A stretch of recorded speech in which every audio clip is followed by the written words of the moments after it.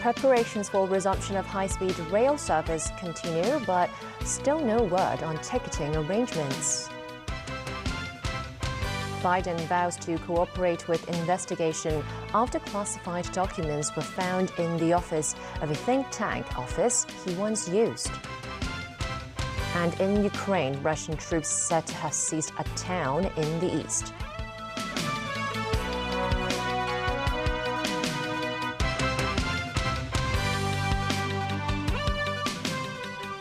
Good evening and welcome to TVB News. The MTR has yet to announce the ticketing arrangements for the initial stage of the resumption of high-speed rail service between Hong Kong and the mainland. It's expected that the service will resume as early as Sunday.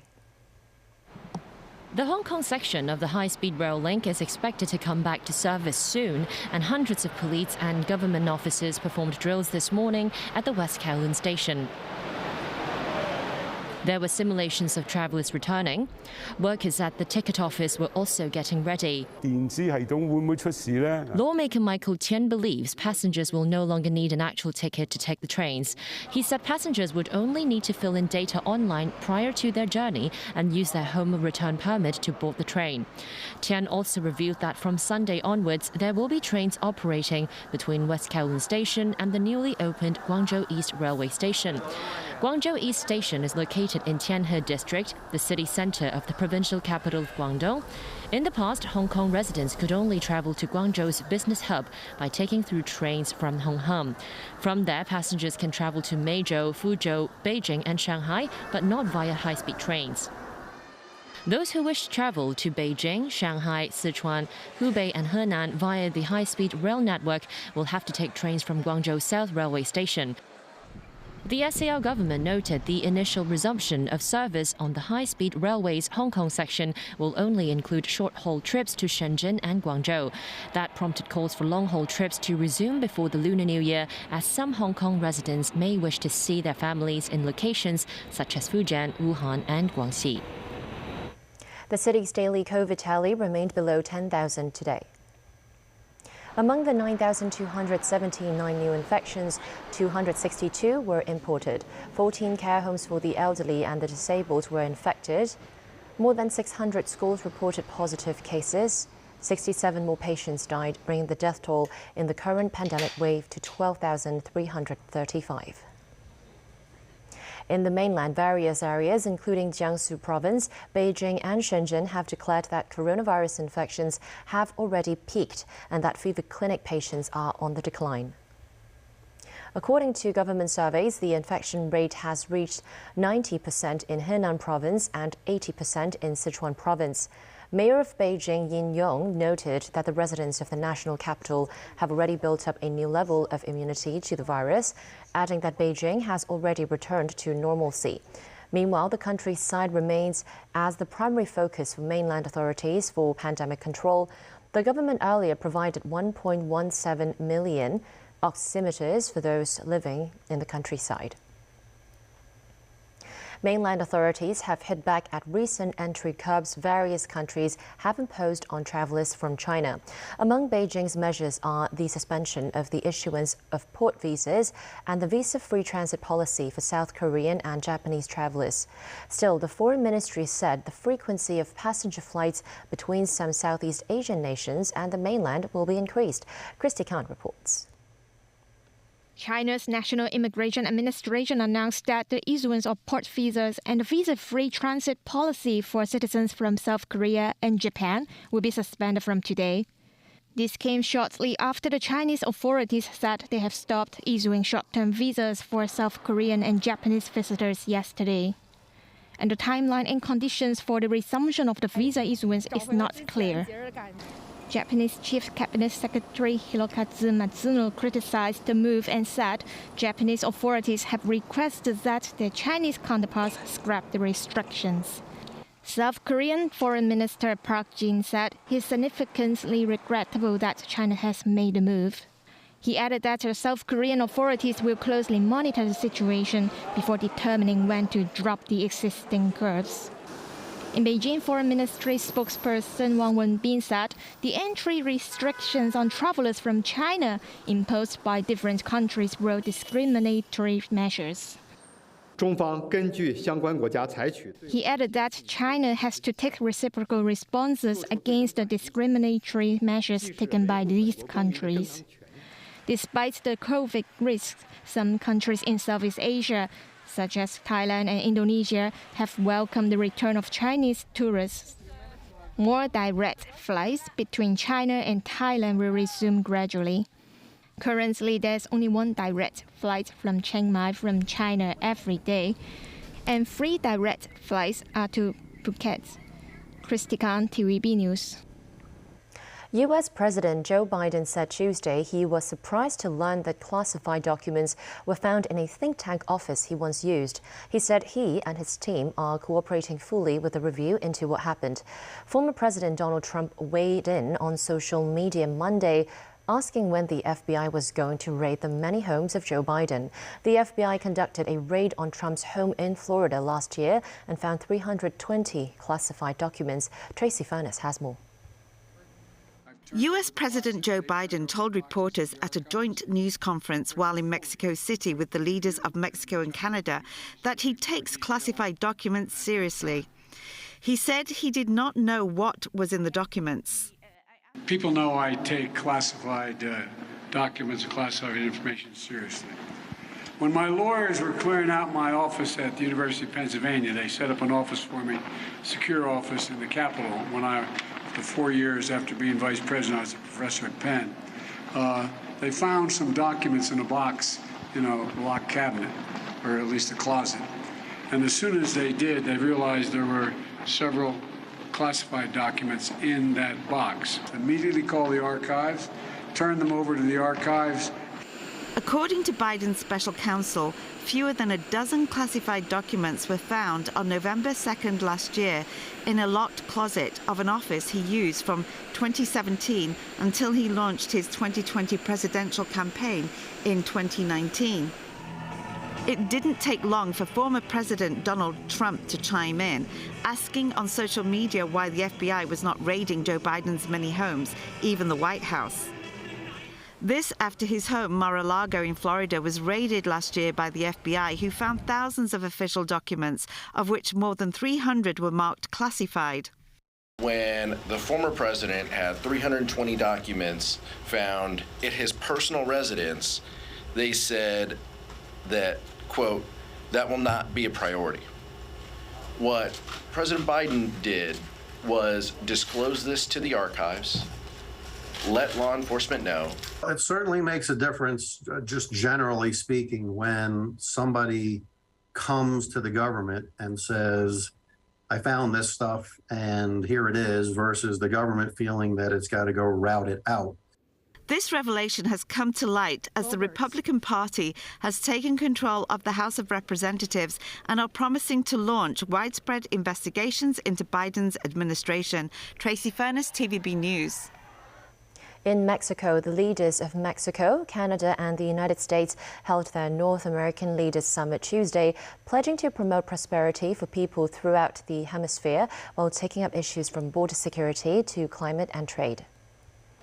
U.S. President Joe Biden, Canadian Prime Minister Justin Trudeau and Mexican President Andrés Manuel López Obrador found themselves at odds as they struggle to handle an influx of migrants and discuss how to crack down on smugglers who profit from illegal immigration. Trudeau and López Obrador had concerns about Biden's efforts to boost domestic manufacturing. They are worried that U.S. neighbors will be left behind. The three leaders connected, however, over a stronger North America on energy, semiconductors, climate, and a pledge to cut methane emissions. France has unveiled a contentious pension overhaul aimed at raising the retirement age from 62 to 64 by 2030. Prime Minister Elizabeth Borne said the minimum retirement age to be entitled to a full pension will be gradually increased by 3 months every year starting this year, in line with a long-standing pledge by President Emmanuel Macron.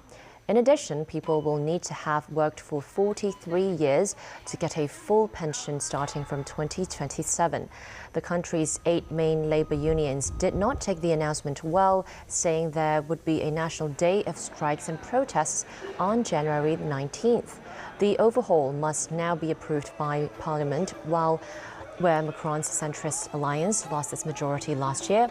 He hopes to align with conservative Republicans to pass the measure. If not, it could be forced through without a vote using special powers.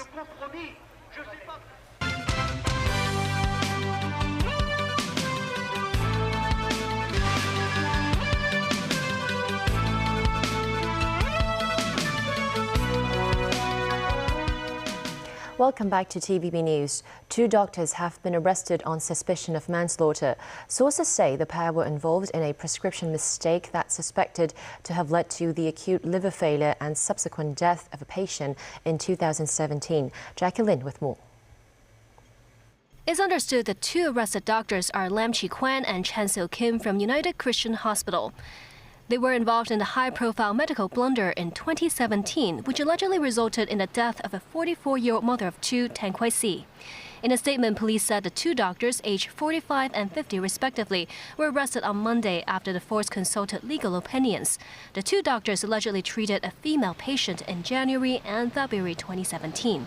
It's understood at the time the 2 doctors failed to notice Tang Kwai-si had hepatitis B and hence failed to prescribe antiviral drugs to Tang. They also gave the Hep B carrier high doses of steroids in the previous treatment of her kidney problems. Tang later had acute liver failure. After being transferred to another hospital later, Tang had to receive 2 liver transplants to stay alive before eventually succumbing to liver failure in late August 2017. The 2 doctors will appear at Eastern Magistrates Court on the 16th of January.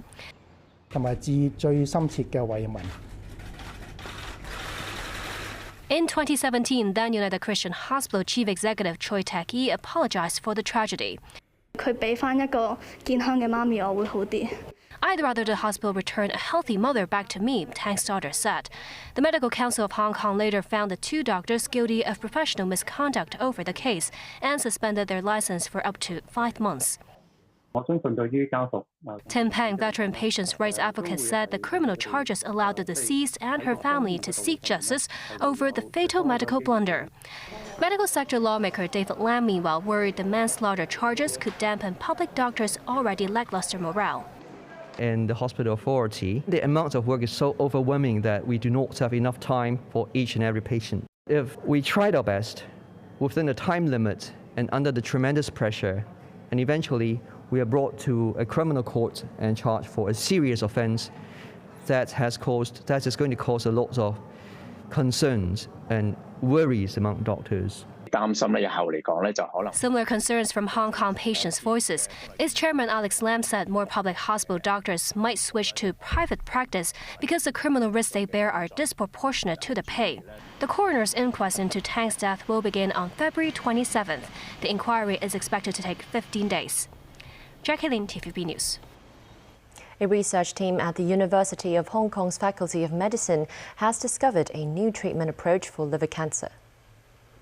The team recruited 33 liver cancer patients with large tumors, which make them unable to have curative treatment, to undergo a new tri-modality therapy. The new approach combines 3 treatment modalities, including radiation, chemotherapy, and immunotherapy, to reduce the size of the tumors and increase the patient's chance of survival. The 3-year study shows that 18, or nearly half, of the patients became suitable for curative surgery after the treatment. The research team said the treatment is already available at public hospitals. Also, the team hopes the therapy fee, which costs more than $500,000 for a 6-month treatment, will be covered by the hospital authority so as to alleviate the patient's financial burden. Well, the conventional method, the outcome is very disappointing. So only about 10% of these patients can achieve cure. And we are not happy with the results. And we try to improve the successful rate.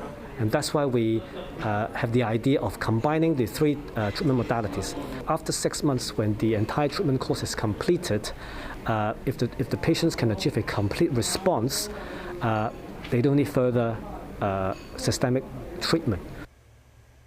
The police have arrested 16 men on suspicion of participating in illegal racing. Authorities seized 13 vehicles, including 8 sports cars and 5 motorcycles.